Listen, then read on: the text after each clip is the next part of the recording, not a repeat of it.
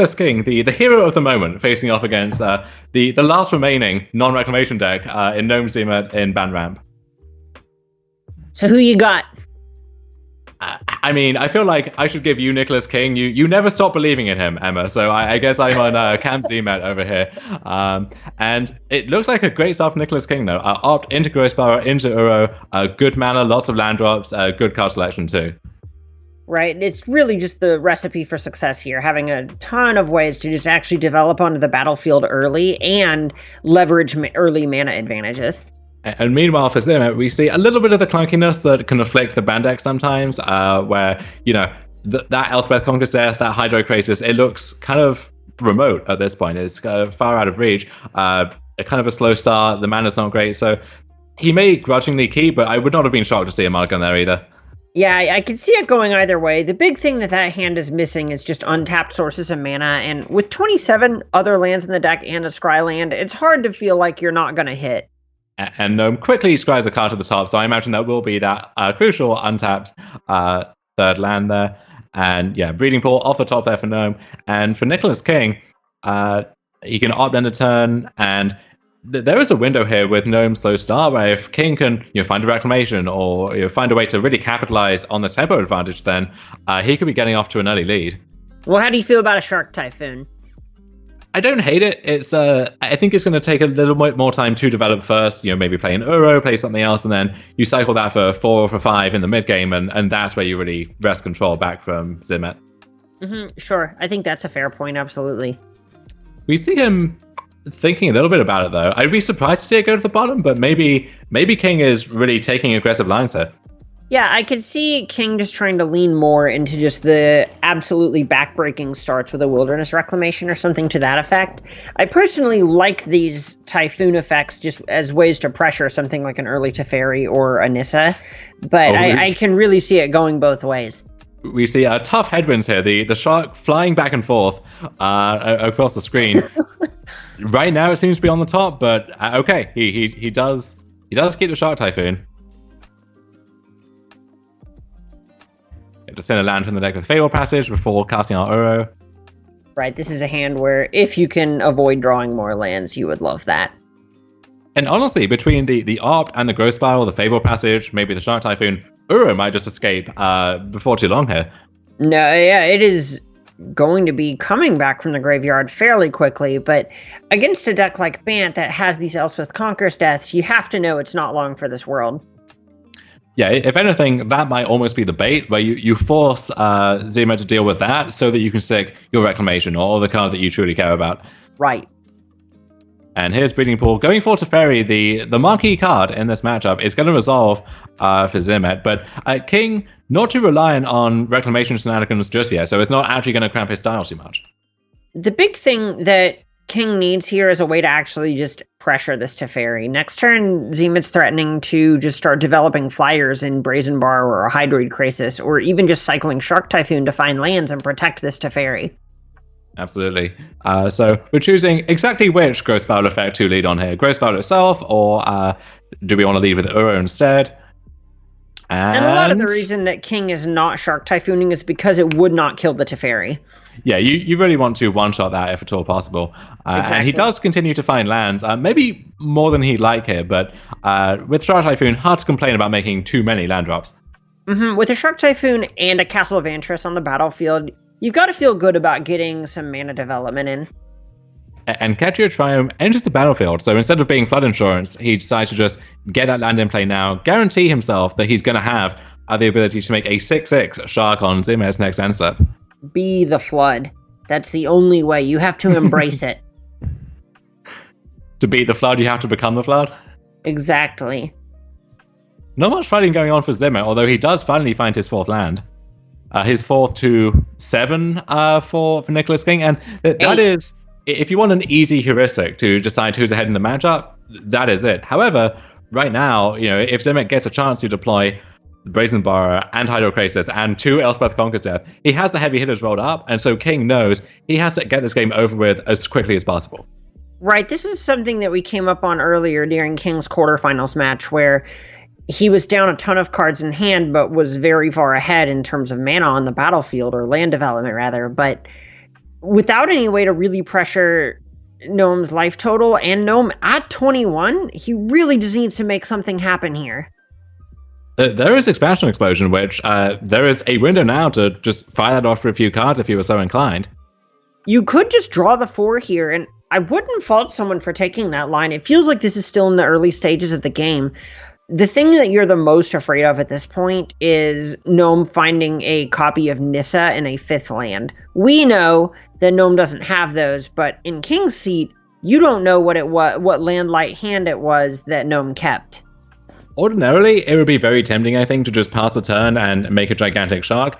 Knowing that Zimet has 2 copies of Brazen Borrower, though, that looks a lot more risky, especially as, Zimet's missing land drops, he has kind of a slow start. You have to think that his hand is all spells or something close to it, and one of those spells could very easily be a Brazen Borrower. Right, this is the point in the game where you actually need to be able to get this Teferi off the battlefield, or it will dominate the entire game. And there is that crucial 5th land for Zimet.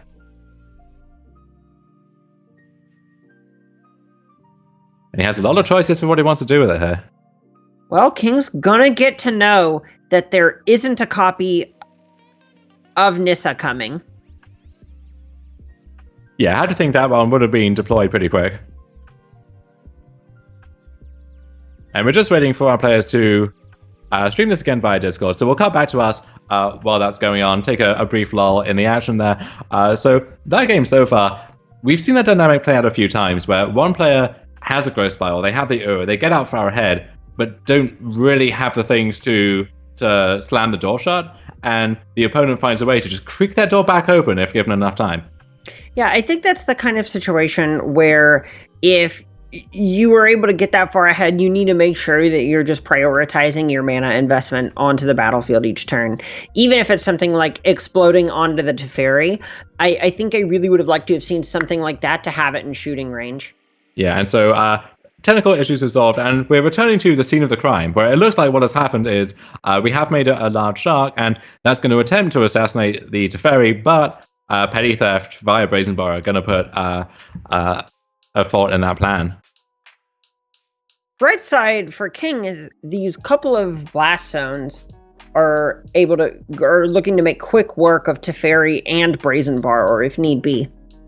Yeah, so with one Brazen Borrower down, I guess we could try to run it back, make a 7/7 shark, and see if that's good enough to get the job done. Or, how do you feel about just an explosion for 5? Or, how do you feel about Uro plus charge up Blast Zone?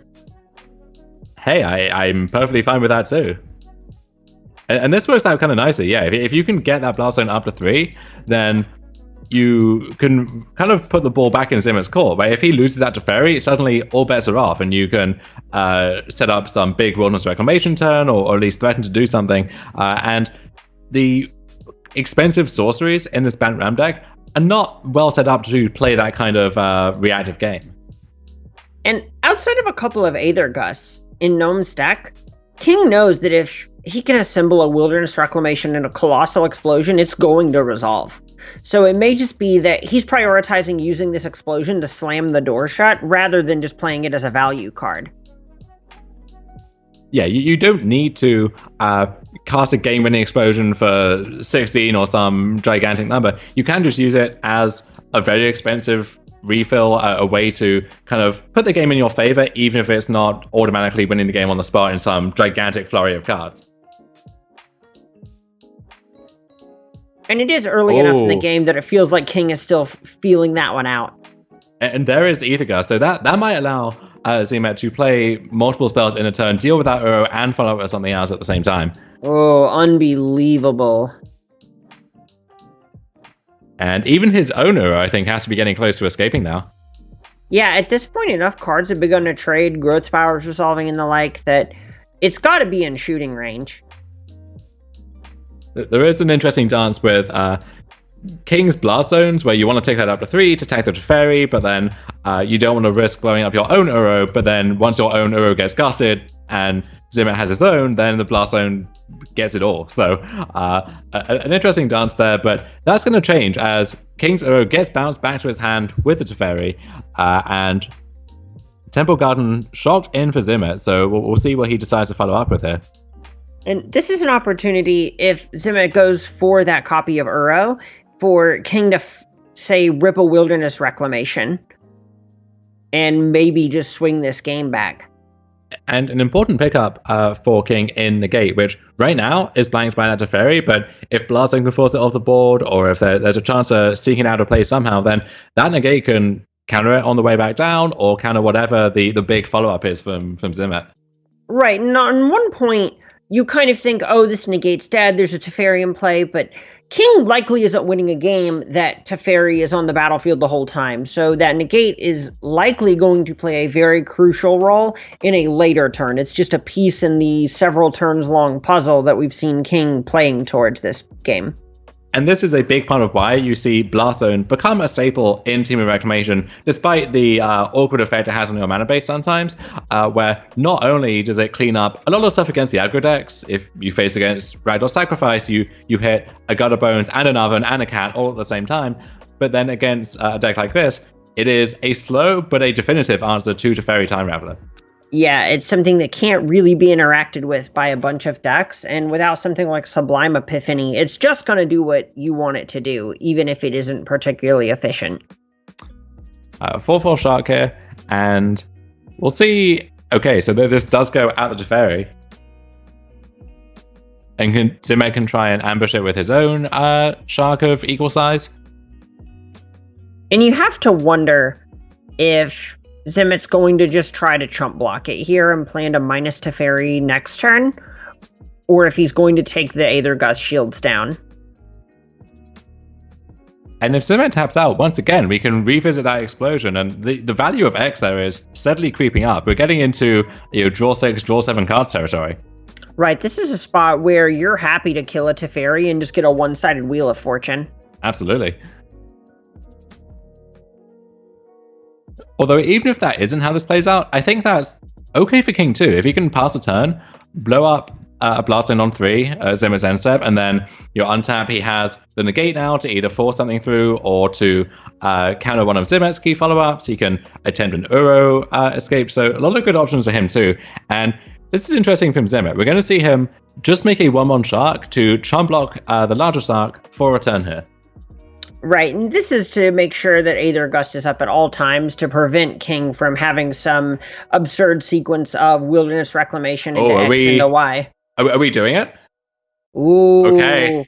Select a value for X. Gotta make sure those blast zones get tapped.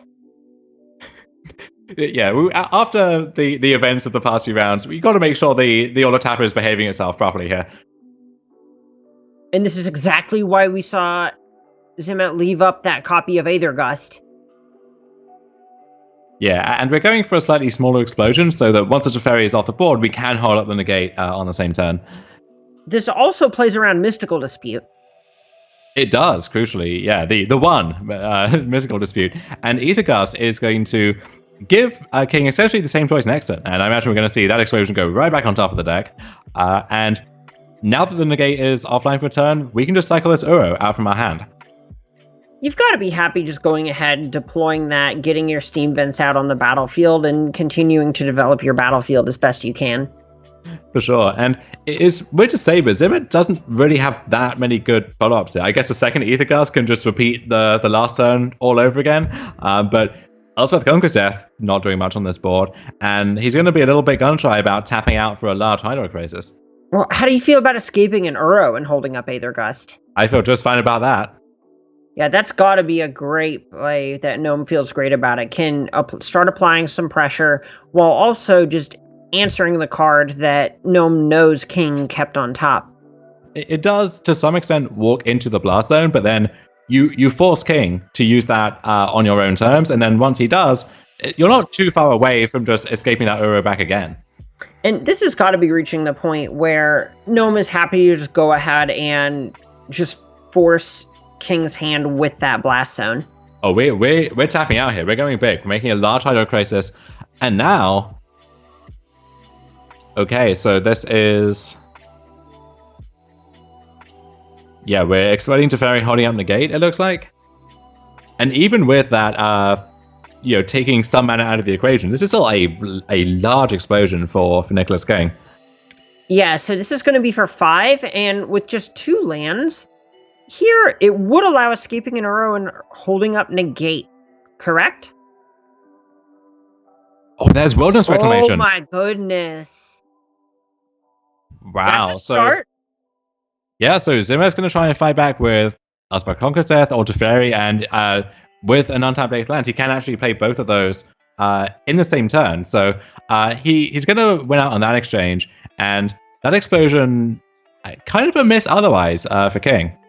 Just finding even more land somehow. Well, there is this Castle Vantress, and each time you have a Wilderness Reclamation, that is going to be worth so many looks. It almost feels like looting when you get to scry a bunch of chaff to the bottom. Absolutely, and those 2 copies of Blast Zone can be dialed up to whatever value King sees fit here too. And this is the point in the game where King is going to be able to leverage the fact that Gnome doesn't actually have any hard counters for anything. Yeah, and so Teferi forces the negate from Nicholas King, which allows Elspeth Conquer's Death to follow up and take down the Wilderness Reclamation. But now that second copy, that can do some great work. And if King just finds another explosion with this scry off the Castle Vantress, then this game could end very quickly. Right, there's just so many lands on the battlefield from King. All right, that's Scry 2. And Growth Spiral is free-ish with Wilderness Reclamation, so yeah, we'll keep that on top and see what we can find. Yeah, if you're planning on casting a Wilderness Reclamation as it is, the land you put in is going to be worth 1 mana, and then when it's untapped, that is a second. So it just basically doesn't cost anything for it to leave it on top, and it even helps you escape Uro faster. And the instant speed draw as well can help in these convoluted Wilderness Reclamation plus Castle Vantress sequences where you can like scry and then untap and scry again, and then you find a card you need right now and you get to immediately cantrip into it. There's just so many steps to all of these turns. It's some incredibly intricate magic these players are playing. So just more lands and more Uros for Nicholas King. We will see 1 copy of Uro escape from the graveyard here. And the other one escaped to exile.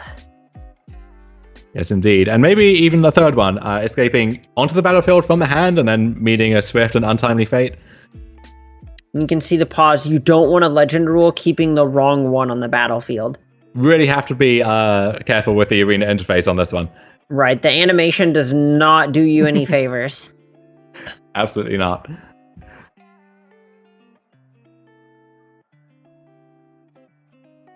There it is. There's explosion. Oh my god. Oh, this is going to be gigantic. I'm not even going to count. We're going to let King do what he's been doing all day, figure out what this explosion is doing. That's okay. That's 1, 4, 7, 9, 11, 13, 14, 17. This is an explosion for, easy double digits. I wonder exactly what the value is going to be, because we could see again him try to explode for a slightly smaller number so that he can deploy the stuff that he draws. On the other hand, Elspeth Conquer's Death is going to make that a little bit more tricky, so I would not hate an explosion just for the biggest possible value here. Yeah, the tax on Elspeth Conquer's Death really does come up here. X equals 10, it looks like we're going for. Okay, that's certainly a sizable number, right? That's effectively a 2-turn clock, as weird as it is to frame it that way. That sounds good, and that also gives you mana to, take your blast zones up to the right count, or to, and we might be rethinking this quickly. This is a tough call, and this is the kind of spot which is very hard to arrive at a correct answer for. A lot of it is done just kind of by some quasi-mathematical intuition. And you see it feels like the number here is just being able to cast 2 2-drops. Oh my goodness, a Brazen Borrower off the top is going to bounce this Elspeth Conquer's Death. There's a negate and a mystical dispute off the explosion, as well as another explosion to follow up with and seal the deal next turn. And this is just why this Reclamation deck is so powerful. 1 card, that explosion, a Cruel Ultimatum couldn't do that. Oh, you played 6 mana for Hydro Crisis? That's cute. Tell me more. You know what? Resolves. You got it, Pumpkin.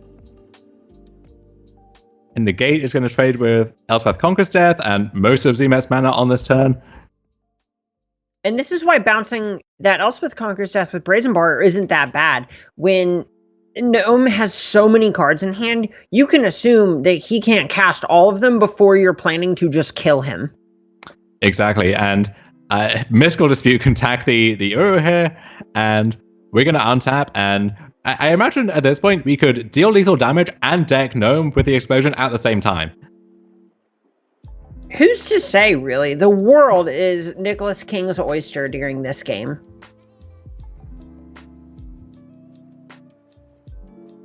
And here we go, we're crunching in with the Uro, with the Brazen Borrower, and Expansion Explosion is going to put Nicholas King one game away from winning this championship qualifier.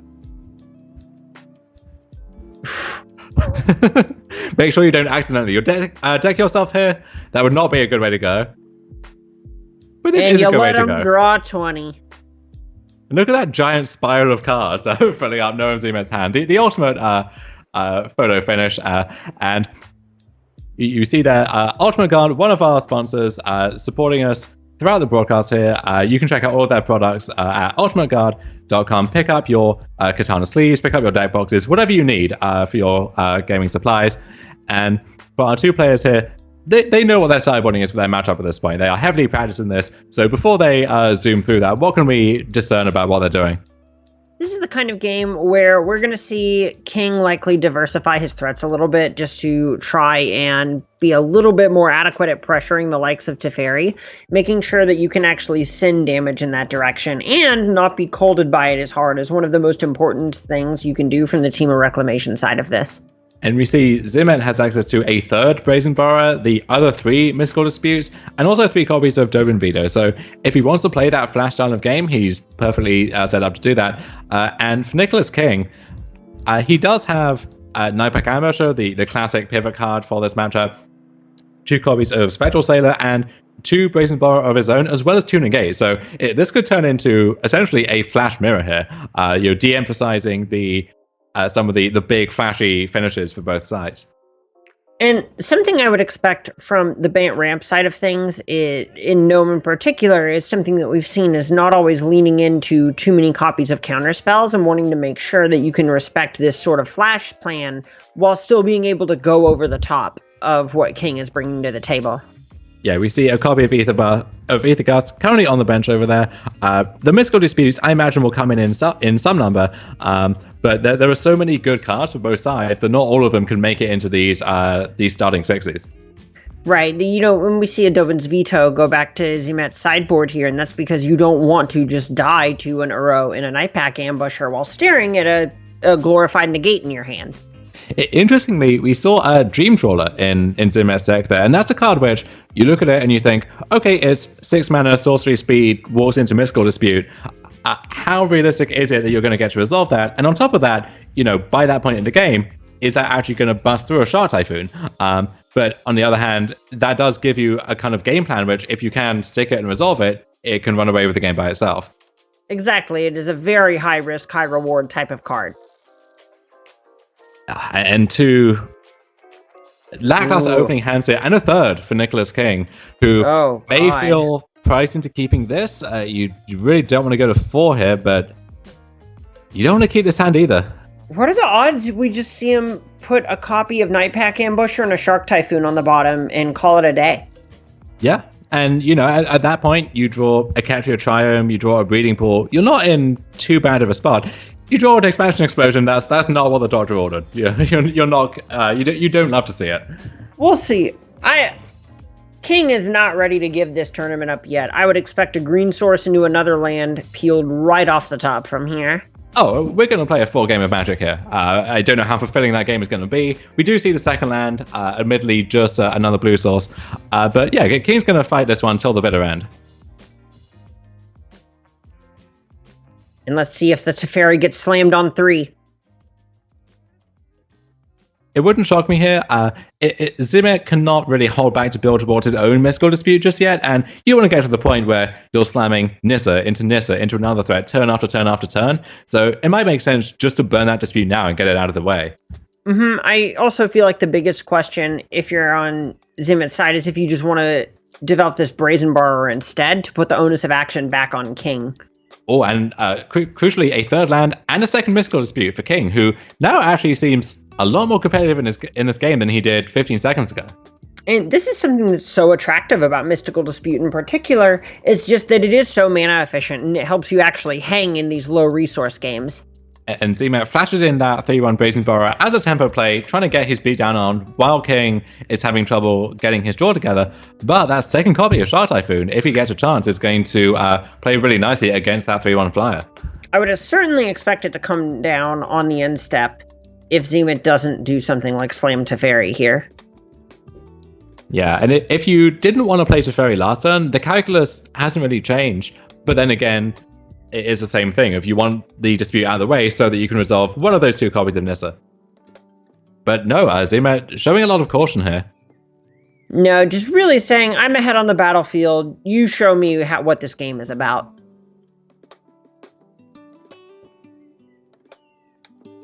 Reading Paul Shogged in there for Nicholas King. And so he's kind of sitting pretty now. That end step growth spiral can, you put another land into play. He can start, after that point, scrying with Castle Vantress. He can play this draw-go game with those 2 Mystical Disputes and that copy of Expansion Explosion. Right, this is a spot where just developing on the battlefield is actually going to end up favoring King in a big way, just because he does have the biggest spell. A second copy of Teferi Time Raveler played up for Zimet. So I imagine we're going to see much less caution about slamming one of those copies now. Absolutely. I was wondering if he was going for the most conservative approach of, I'm going to wait until I can Teferi through a Mystical Dispute. But now, you can Teferi into one this turn, and then Teferi through one probably the following turn, so why not?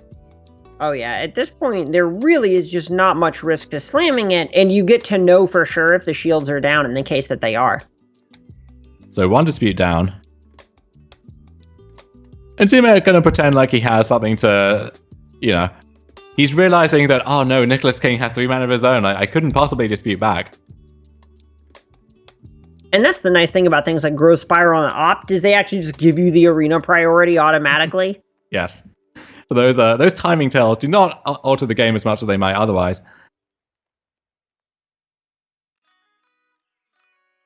Ketria Triome into play off the Growth Spiral. And King is in this awkward position where he doesn't really want to draw more lands, but he needs to if that explosion is going to be meaningful in this game. I think this 7th mana was pretty close to exactly the last land that King was interested in drawing, largely just because that is a level of being able to cast a Wilderness Reclamation and then also kill a Nissa with it. Absolutely. So I imagine we'll see Teferi here paving the way for Resolve Nissa Who Shakes the World on the following turn. And if you're King, when that Teferi goes on the stack, are we firing off I guess you could call it a baby explosion? I feel like you would likely just want to point that at a Brazen Borrower just to make sure that you don't lose when that bounces your Shark token and gets to keep attacking you. Oh, 13 life is not a lot. That's what I mean. I'm not going upstairs with that one, but we will see a dispute trade with this Nissa Who Shakes the World on this turn. So I have to think King is going to be happy with the way that played out. Yeah, I'm fairly surprised to see Nissa being the spell cast here over the Teferi based on how this game has been played and how conservatively Gnome was originally approaching it. Yeah, it's like Gnome is going back and forth between this cautious approach and this much more aggressive approach, and that makes sense. You have to be able to adapt on the fly, but I don't know if the reasoning throughout is consistent here. Right, there are certainly some points where it feels like he's getting the worst of both worlds.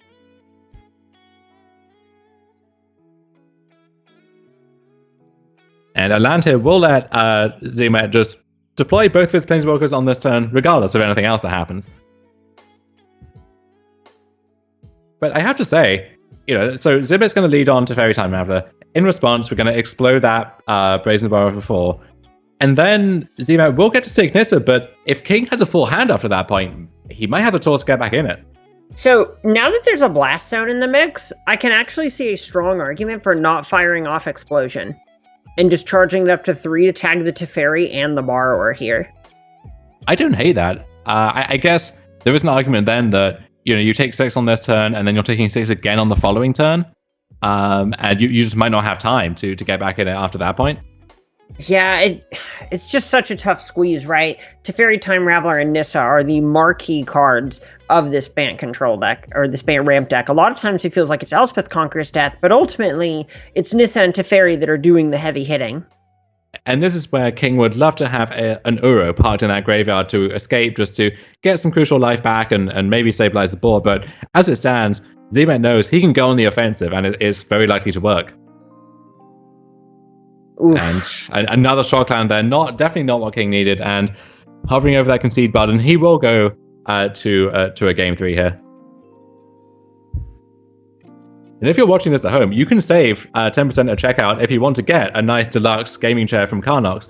Just go to carnox.com/SCG, use that code at checkout, and you will be handsomely rewarded with better posture than I currently have as I sit here engrossed by this match.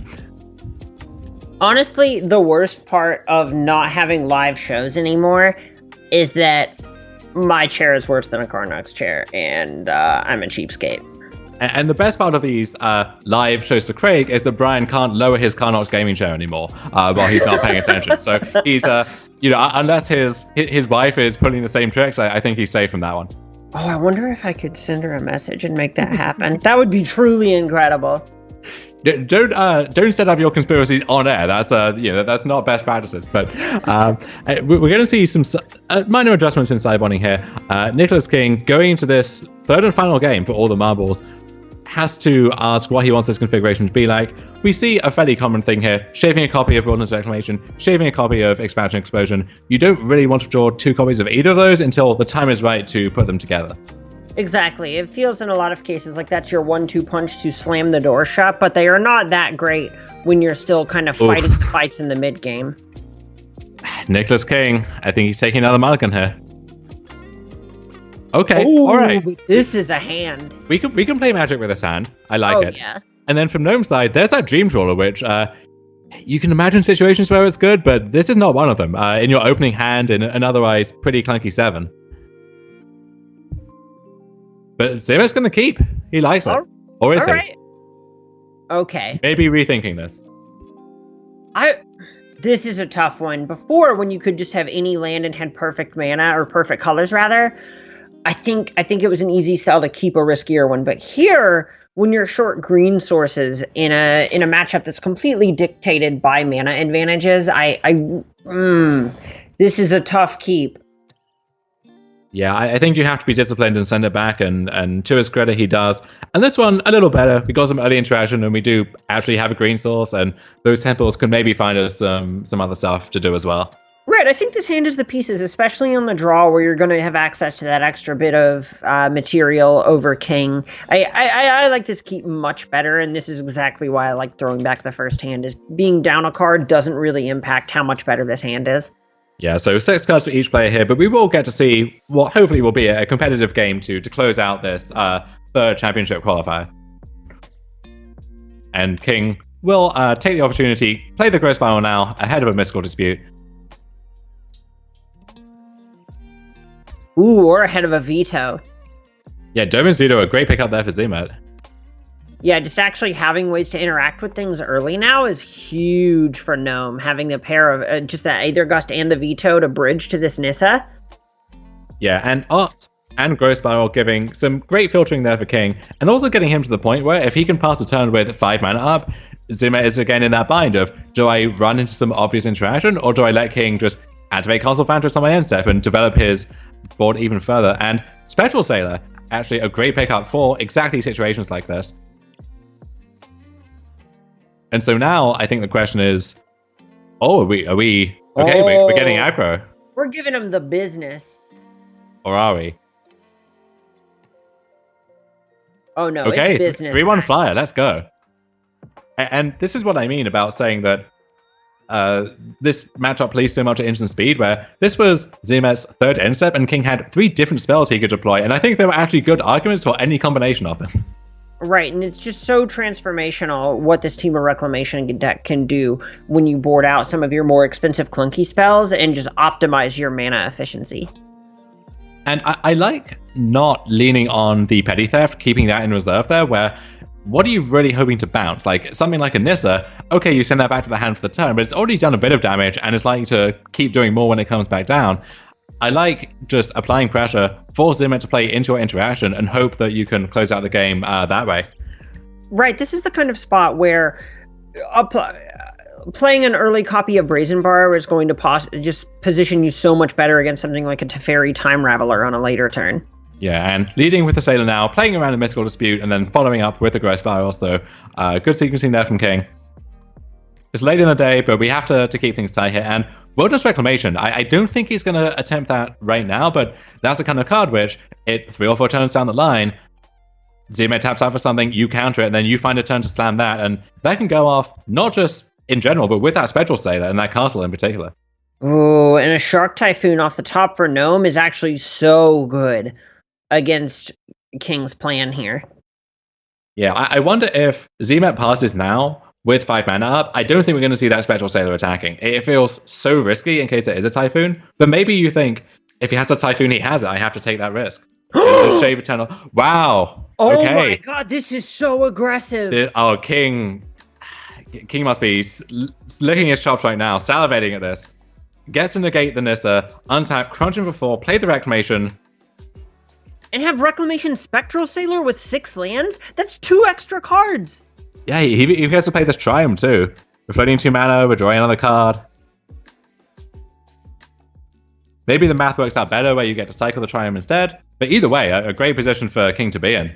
Oh, just unbelievable sequence.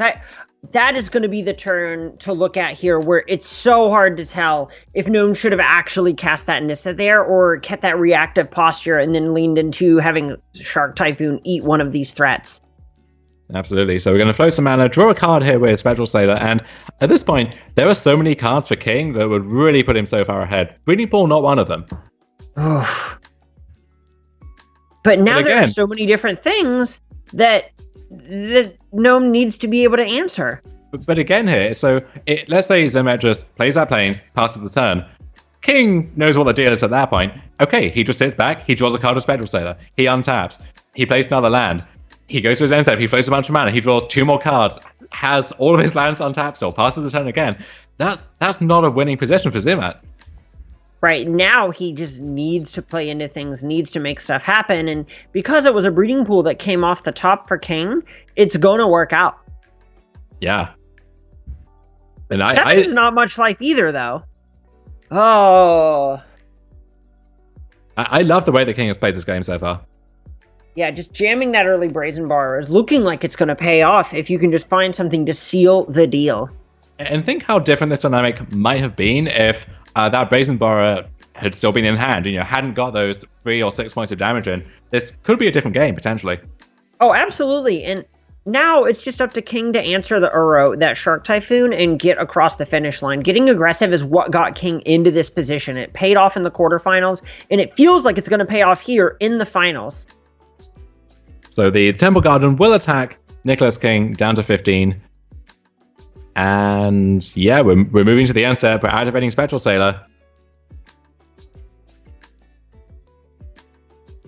Oh, negate. Oh. That's big. Well, okay. But that doesn't do anything about Shark Typhoon. We see the possibly preemptive nice from Gnome Zimet there. As if he knew.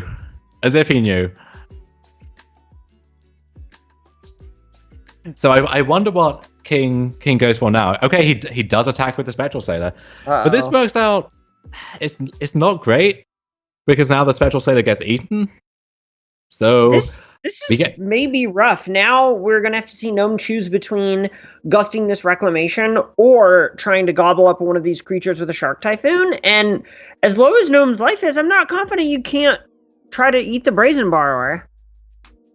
Yeah, I mean, if you, I'll say, tap out here for Shark Typhoon, then okay, King is going to draw 2 cards, and then if any one of those is, let's say, a Shark Typhoon or an Explosion or something that interacts with the Reclamation in some way, that could just be lights out right here.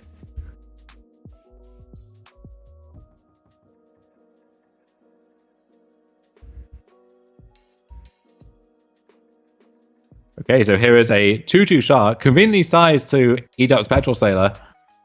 But we'll see what Sailor can find on his way out. Another Castle of Atlas isn't great. And this may be the point where Gnome is able to just really turn the corner around. Ooh, Shark Typhoon is big. Okay. Zimet's at 4 now. That shark is lethal. Just need to have a way to get this shark out of the way. That's the trick.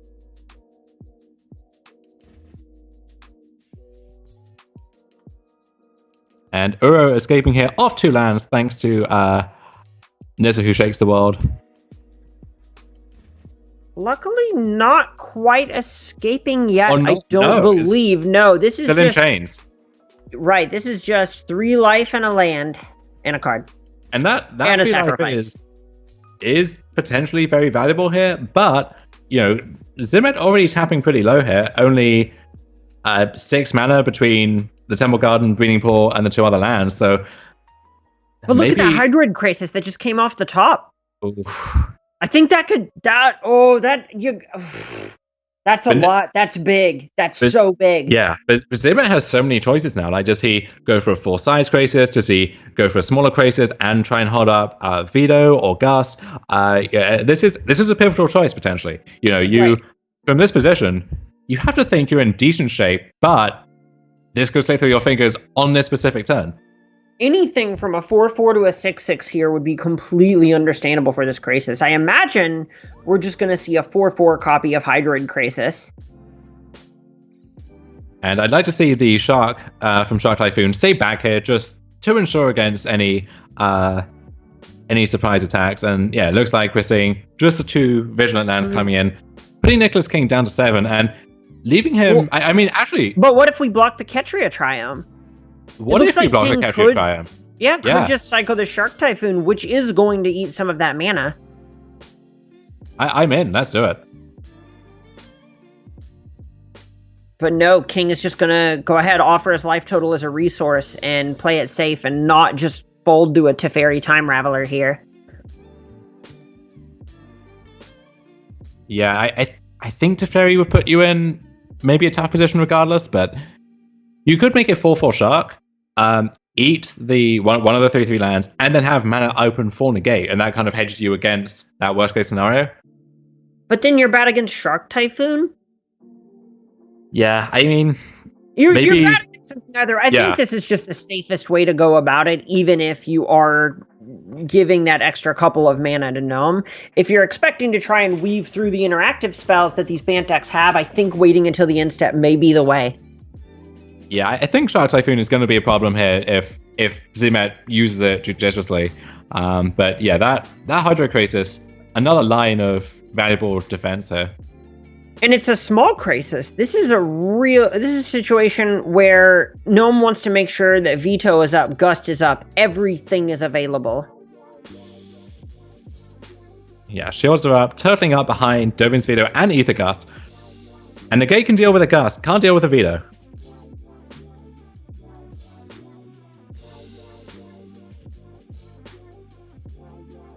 And so now is King weighing, because you want to be able to hold up this negate for something like an Aether Gust, but a 4/4 Shark can just get double blocked by these flyers.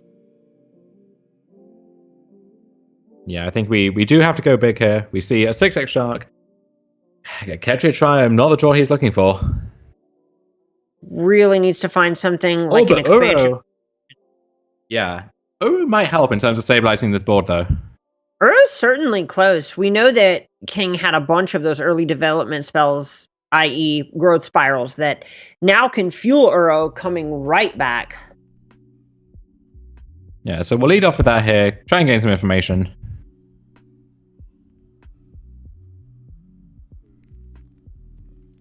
And lots of good draws here from King. Another Shark Typhoon, another must counter card, maybe to set up for another one on the following turn. Another Brazen Borrow would be great here. And it looks like Gnome is thinking about using Aether Gust on this Wilderness Reclamation. Is he thinking about using Aether Gust on the Uro, maybe? Ooh. Because, yeah, okay, let's look at this. If Uro gets gusted, and there isn't a follow-up. Now Nissa makes another land. That's attacking for 9 just on the face of it by itself. Oh, yeah, this is some serious pressure that King's having to face now. Yeah, this might be the final fight of this tournament. And you can tell if he's negating the Ether Gust, he must feel seriously that this needs to resolve. And yeah, there's a veto. Wow. And I think King is out of options there. I guess he can cycle the Triumph. And actually, this is it. If he draws an Explosion, is that... Well, there's Shark Typhoon. What does that do? Interesting. It makes a blocker at the very least. Makes a big blocker at the very least. And here's the thing. If Zimet smells blood, if he goes for that line, if he animates a land, attacks with everything, we make a blocker, we fall to 1, right? Or we stay alive, we ambush things, and we can... Oh, but Brazen Borrow off the top. God. Oh my god! Oh my god, Brazen Borrow and off that's the top. And you know what? I think Zimet would have gone for it. I think he would have shoved and potentially lost the tournament because of it. But Brazen Borrow, I think, is going to reverse that completely. Yeah, that card is just so crucial in these games. It's so strong and just undoing so much in terms of development.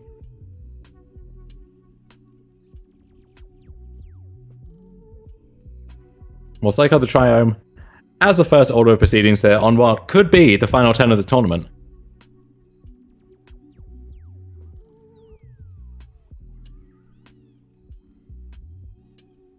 And can't complain about either. Up now. Yeah. Oof. Burrow now available to escape.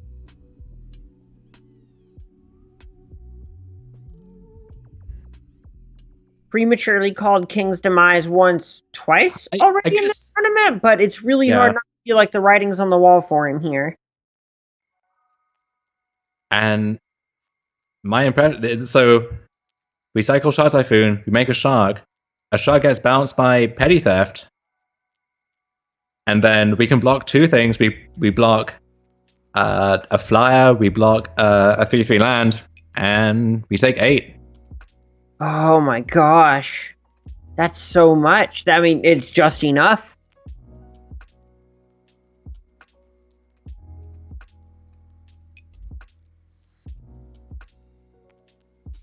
Yeah, and there it is.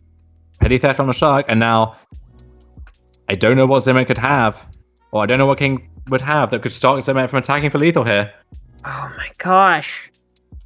Okay, we're going to cycle a Shark and hope to find another interactive spell, I suppose?